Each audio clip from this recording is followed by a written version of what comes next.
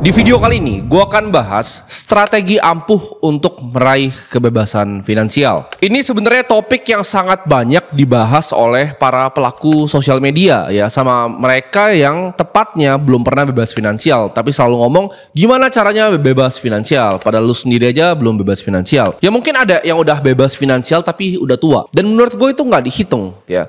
Kenapa? Karena lu gimana caranya enjoy hidup ketika lu udah tua baru bebas finansial. Bebas finansial tuh harus di usia yang muda. Dan kalau udah lewat nih lu udah tua ya udah selesai. Gamenya selesai, kalah. Dan orang yang masih muda yang ngajarin, wah ini caranya gua bisa bebas finansial, gua bisa begini di usia yang muda, terus dengan foto BMW seri 3-nya di depan Instagram dia, ya itu masih sama, masih pecundang dan belum bebas finansial. Nah kita harus bisa definisikan dulu ya, apa itu kebebasan finansial. Kebebasan finansial sendiri itu adalah suatu kondisi di mana uang itu sama sekali udah bukan masalah lagi di hidup kita. Video ini bukan video tentang nabung ya, kalian hemat-hemat untuk bisa kaya raya di usia yang tua 60 tahun, 70 tahun, enggak. Tapi di sini gue akan jelaskan apa artinya kebebasan finansial untuk diri gue sendiri. Bebas finansial itu bukan cuma sekedar ngerasa aman ya, yang 4% rule lah, apa lalu punya uang berapa kali dari punya tahunan, punya pengeluaran, bukan. Bebas finansial itu bisa beli mobil apapun yang lu mau. Bebas finansial itu bisa terbang kemanapun ya, destinasi yang lu mau ke Lake Como, Itali, mau lu di pegunungan tiba-tiba di Swiss ya, itu bisa kemana aja yang lu mau ya, naik first class, bukan naik ekonomi. Kalau lu jalan-jalan masih naik ekonomi itu nggak bebas finansial. Terus tadi dia ngomong lagi, oh tapi si Konglo itu naik ekonomi, iya itu buat media aja, atau kebetulan dia mau kayak begitu aja gitu, tapi aslinya biasanya pakai private jet. Bebas finansial itu ketika kita bisa transfer ya ratusan juta sampai miliaran ke orang tua kita setiap bulan, dan bilang bahwa orang tua kita tidak perlu bekerja lagi. Nah itu bebas finansial. Bebas finansial itu bukan nyari diskon ya di restoran, tapi gimana caranya kita lihat suatu menu, kita nggak peduli sama sekali harganya berapa. Kalau kalian masih bilang, oh tapi apa finansial yang baik itu adalah kita budgeting, itu masih miskin dan masih pecundang ya. Gue nggak pernah ketemu satu pun teman gue yang kaya itu pakai budgeting. Buka botol 100 juta, buka. Makan 50 juta, makan. Kalian tanya, ada nggak makan 50 juta? Ada. Belum sampai aja levelnya kalian. Jadi nggak ada ya orang yang benar-benar kaya itu budgeting. They don't care. Uangnya itu terlalu sedikit untuk dibuang karena uang mereka terlalu banyak. Itu baru bebas finansial. Nah step 1 untuk bisa bebas finansial itu apa? Yaitu ikuti apa yang dilakukan sama orang yang beneran kaya, bukan pecundang yang pura-pura kaya. Kalau kalian ya ngikutin seorang pecundang yang foto di depan BMW seri 3 di Instagramnya, sama dengan lu kan jadi pecundang juga gitu. Karena yang lu ikutin aja pecundang gitu. Semua yang keluar dari mulutnya juga nggak ada bobotnya. Lu dapat informasi misalnya dari orang yang lu lihat nih, misalnya lu nonton interviewnya siapa, Elon Musk gitu kan. Lu dapat informasi dari Elon Musk, lalu lu konfirmasi dengan keluarga lu. Lalu keluarga lu bilang jangan dengerin Elon Musk gitu. Nah itu yang tolol siapa? Lu dengan lu konfirmasi informasi yang lu dapat dari orang yang lebih kaya ke lu, ke orang yang sama persis posisinya seperti lu, pecundang, itu udah kesalahan fatal. Ntar lu kecuci otaknya sama-sama pecundang gitu, bilang oh enggak begitu kok, gue punya begini. Enggak, opininya nggak valid. Pecundang itu opininya nggak valid. Hati-hati di hidup lu itu lu dengerin omongan siapa, karena omongan orang itu yang akan merubah diri lu jadi siapa. Lu kalau misalnya di internet biasanya cuma cari video-video nggak jelas, drama-drama, ngikutin terus drama-drama, podcast nggak berguna di Indonesia, YouTube nggak berguna di Indonesia yang cuma entertainment ya, artis-artis yang cuma mau bodoh-bodohin lu, ya hidup lu akan jadi pecundang. Tapi kalau lu cari ya gimana caranya pakai YouTube untuk hal yang bermanfaat, lu nonton misalnya podcast dari orang-orang paling kaya di dunia, ya gimana sih caranya mereka itu bikin decision ya, lu cari ya misalnya di Economic Forum di Doha atau apa, itu lu akan level up ya, kemampuan lu ya, kapasitas lu akan level up. Lu harus filter ya, hanya mau dengerin orang kaya. Ini sangat strict ya, filter ini sangat strict. Jangan masukin informasi dari pecundang itu langsung lu keluarin dari otak lu. Ada kasih saran dari pecundang nih, teman lu lihat, oh dia cuma naik motor ya udah gak usah dengerin. Kenapa gue mau hidup gue berubah karena orang yang sama seperti gue gitu. Jangan. Lu harus pelajarin orang kaya itu secara detail, kebiasaan mereka apa, cara pikirnya gimana, bagaimana cara mereka networking, bagaimana cara mereka bernalar, industri apa yang mereka pilih. Mereka itu banyak kan berbisnis di bisnis apa, mereka berinvestasi di investasi apa. Nah untuk bisa belajar dari orang kaya, ini pasti dari sini udah ada yang keluarin dari videonya, mikir, oh ngapain sih gue cuma diajarin sama orang kaya. Nah itu adalah yang pertama kali harus kalian keluarin dari mindset kalian, yaitu iri dan dengki sama orang kaya. Untuk kita bisa belajar dari orang kaya, untuk kita bisa kosongin gelas dari orang kaya, penting adanya untuk kita itu hilangin semua iri dan dengki dari hati kita. Kalau lu lihat orang bisa naik mobil itu seharga 10 rumah lu, hilangin kata-kata di hati lu, oh ini orang pasti suatu ilegal. Oh ini orang pasti money laundry. Oh ini orang pasti ini. Kenapa bisa seperti itu ya? Kenapa orang jadi benci sama orang kaya? Karena orang kaya itu, ini gue kasih tahu nih permainan media. Mereka polarisasi kalian kiri banget dan kanan. Maksudnya apa? Orang kaya itu dipotret, oh dia media suka banget angkat cepet orang kaya. Oh ini dia sukses hebat ya kan? Dia nikah di luar negeri segala macam. Tapi mereka juga suka nge-hype up jatuhnya. Dan itu polarisasi yang ekstrim, gak ada di tengah. Jadi otomatis kalian kecuci otaknya ketika kalian lihat orang yang naik mobil mahal kan, oh dia ini pasti ini ilegal nih, pasti ini berteriak kalian. Oh ini seperti dia, ini seperti dia, ini seperti dia. Karena kalian cuma iri. Kalian cuma lihat kunci motor kalian lihat lagi kunci motor kalian. Kalian iri ya, dan hilangin itu penting.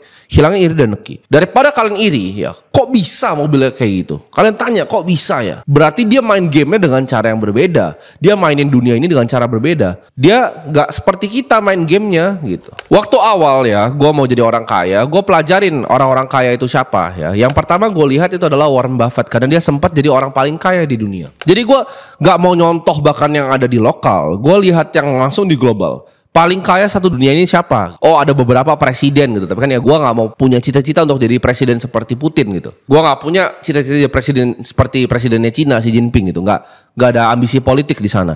Nah gue lihat pebisnisnya siapa? Ya pebisnisnya Warren Buffett. Kita lihat dia dari mana? Dia dari investasi. Dia pertama dari bikin Berkshire Hathaway, ya dia invest di Geico, dapat insurance punya premi.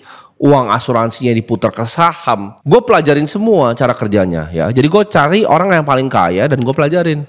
Kalau gue bisa belajar kemampuan security analysis seperti dia, gue akan punya skill set yang sama. Semua buku yang dia beli, gue beli. Intelligent Investor dia beli, gue beli. Security analysis Benjamin Graham dan David Dodd, gue beli. Semuanya gue pelajarin untuk bisa jadi seperti Warren Buffett. Semua yang dia pernah tulis, semua annual letternya, bahkan dari zaman sebelum Berkshire Hathaway ya, namanya dulu Buffett Partnership, itu gue baca semua. Lu tanya sampai sekarang, gue baca terus ya. Dan gue very excited tiap tahun dia ada annual meeting. Walaupun yang terakhir itu udah gak ada Charlie Munger, salah satu pahlawan gue juga lah. Jadi gue tunggu terus gitu, dia punya annual meeting, dia punya annual letter. Gue baca semuanya, gimana caranya thought process dia dalam investment. Nah, itu yang gue pelajarin dari kecil. Gue mulai itu selalu menggunakan yang namanya top down analysis ya. Gue lihat dunia ini tuh top down ya, jadi dari atas ke bawah. Nah maksudnya apa top down analysis?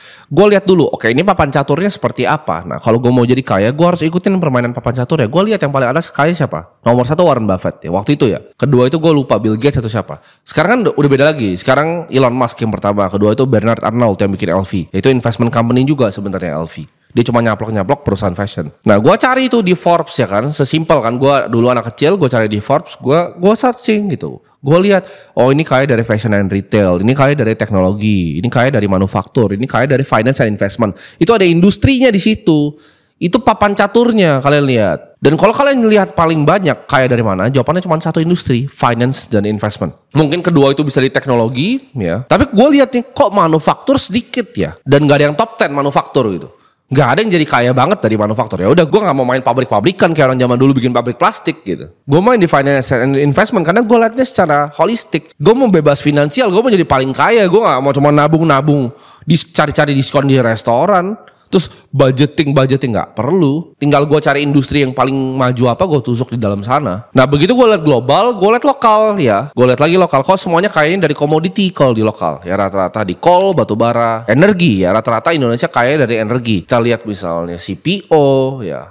Macam-macam. Jadi rata-rata Indonesia itu commodity base atau enggak banking base ya. Jadi antara dia punya konglonnya punya bank besar atau dia punya commodity besar. Uangnya diputar kemana? Rata-rata sama mereka di real estate ya. Mereka invest di real estate dan juga infrastruktur. Nah gue lihat di situ. Tapi gue lihat papan caturnya nih di Indonesia. Mungkin nggak seorang Timothy 16 tahun main ke batu bara? Jawabannya tidak. Mungkin nggak gue tiba-tiba bikin kelapa sawit begitu berhektar-hektar? Modalnya dari mana bos? Kalau itu bukan generasi 2, generasi 3 nggak bisa lo masuk ke industri itu. Bisa nggak gue bikin banking? Ya mungkin kalau sekarang bank BPR mah bisa gue beli gitu. Tapi buat apa gitu ya? Jadi gue harus lihat nih papan caturnya dan mau main di industri mana. Dan gue lihat Yang paling efisien adalah finance dan investment. Nah begitu gue udah lihat finance dan investment, nah gue lihat lagi nih di global lagi, balik lagi ke global. Yang paling muda, yang paling kaya itu siapa? Orang yang punya cash paling banyak di dunia menurut gue saat ini adalah CZ yang punya Binance. Jadi dia adalah orang yang mungkin punya cash paling banyak di dunia sekarang. Karena Binance itu making so much money per hari. Dari sana gue pelajarin gitu. Oke,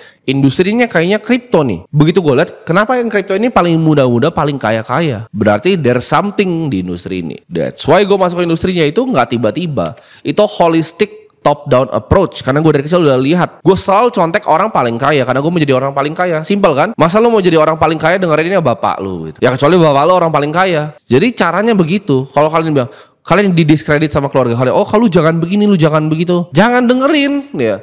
Kalau hidup dia bukan hidup yang gue mau, jangan dengerin apapun yang keluar dari mulutnya. Sederhana kan? Sulit dilaksanakan, namun itu sederhana. Kalian harus telan bahwa memang ada industri yang lebih baik dibanding industri yang lain. Gue ngomong kripto di sini udah kayak, oh ini mau jual kripto, skeptis. Lu coba main properti bos. Paling lu cuma bangun kos-kosan. Ya. Internal rate of return 10-15%. Itu pun kalau bagus lokasi kos-kosan lu. Kalau nggak ditiru sama sebelah lu. Karena barrier to entry-nya very low ya. Itu kameramen gue di sini gue kasih duit 3M juga bisa bangun kos-kosan. Kontraktornya gampang, ruangannya gampang, kerjanya gampang. Itu semua orang bisa bikin kos-kosan ya. Tapi gue tanya, lu bisa nggak develop gedung seperti ini, commercial property? Ya, modal tanah ini mungkin 20 juta per meter ya, total 150 cuma buat bangun tanah, ngurus sama notarisnya balik nama AJB aja berapa kalau gedung itu 2,5 M sendiri cuma tanda tangan. Jadi kalau lu mau main kayak begitu-begitu lu bilang oh kripto itu bukan aset real, lu main aja aset real estate. Kalau bisa lu bangun gedung itu pun cicil kan pasti. Kalau kejual semua, kalau nggak kejual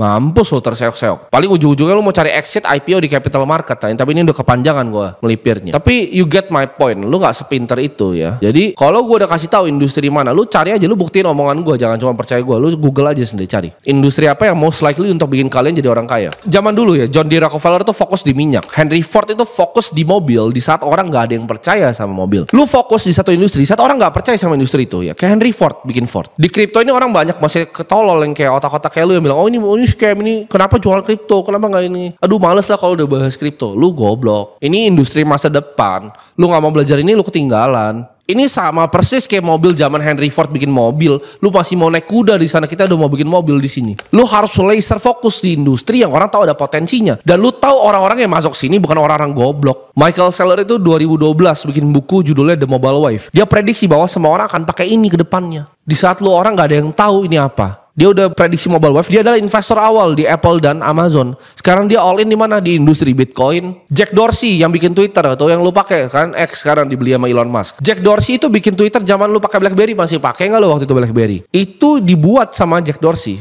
Dan dia keluar dari sono untuk bikin perusahaan namanya Square, fokus 100% di Bitcoin. Lu bayangin apakah orang-orang seperti ini orang-orang bodoh gitu? Perusahaan 10 triliun aset under management.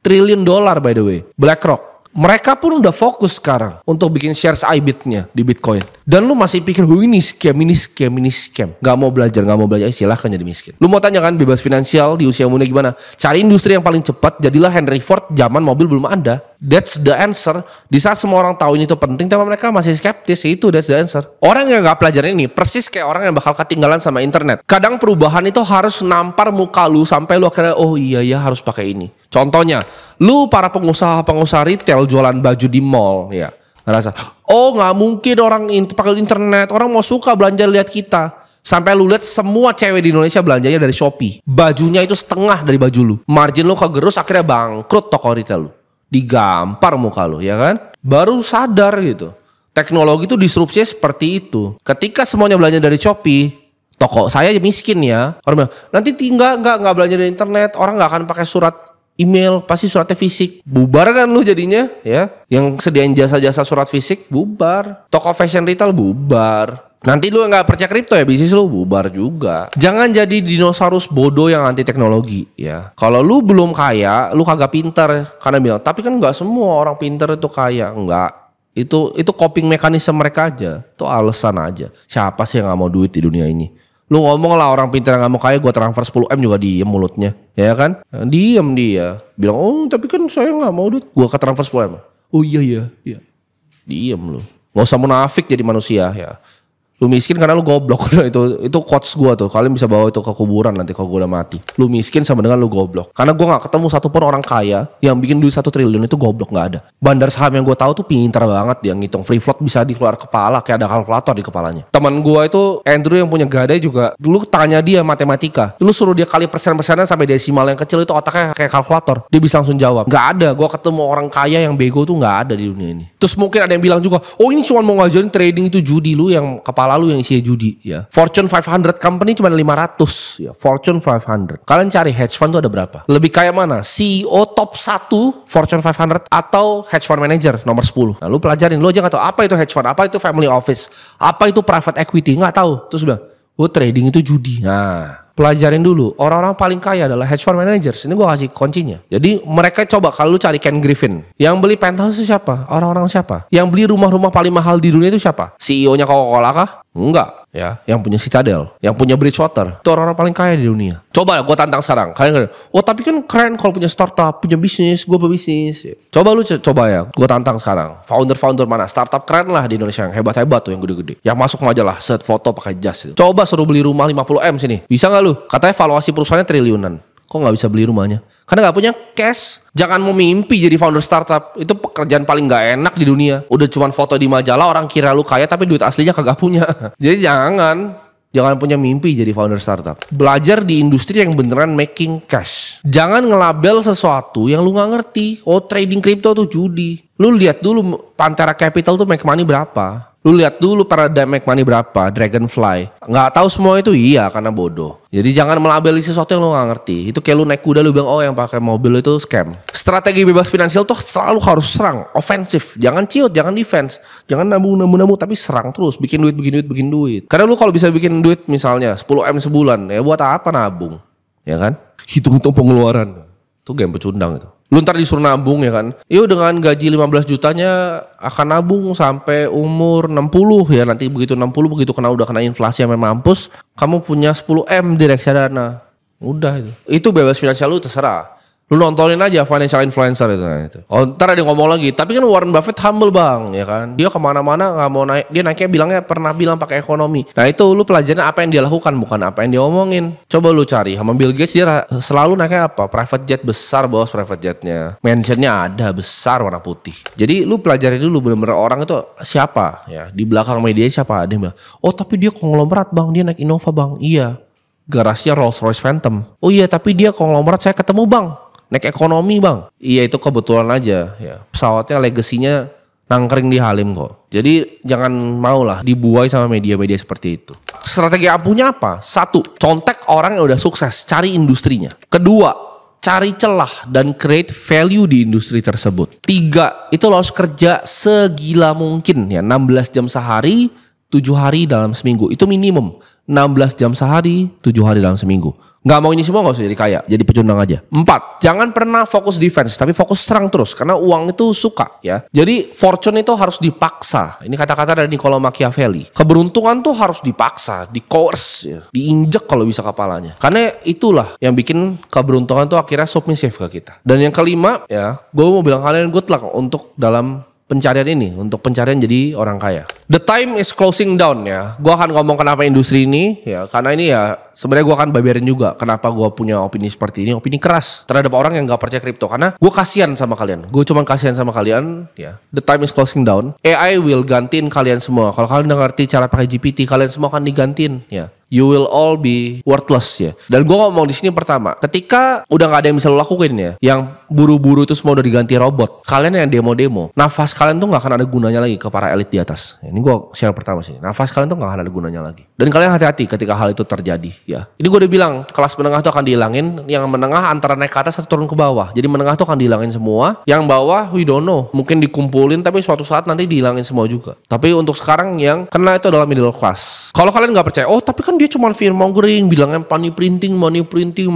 para Keynesian ekonomi segoblok gitu ya. Ini gue ajarin kalian di sini. Jumlah pertumbuhan populasi di dunia, ini kalian lihat, dropnya kapan? Tahun 1971. 1971 ini akan jadi tahun krusial ya dari data-data point yang gue kasih di sini. Ini gue share pertama di sini ya. Nggak akan ada yang share seperti ini di YouTube karena otaknya nggak ada yang sampai. Pertumbuhan populasi 1971 drop. Lihat Sederhana, angka perceraian 1971 sampai 2010 ini yang terjadi. Nah, apa hubungannya? Kalau ada hubungannya nanti gue jelasin. Lihat jumlah anak per satu wanita. Kan kalian bilang, oh ada movement feminis. Itu yang bikin siapa? John D. Rockefeller. Dia mau cewek itu jadi budak pabriknya juga. Dia yang buat, dia yang funding gerakan feminis. Jadi buat kalian para feminis di luar sana, sadarlah bahwa yang bikin feminis itu adalah laki-laki bernama John D. Rockefeller. Lihat ya, ini di US, gue gak ngomong di Konoha, ini di US. Harga rumah ya berdasarkan pertumbuhan pendapatan masyarakat di negaranya. Seperti ini chartnya. Kalian lihat setelah 1971 ketika Nixon itu lepas fiat dari gold standard, jadi kertas itu udah gak ada emas di belakangnya.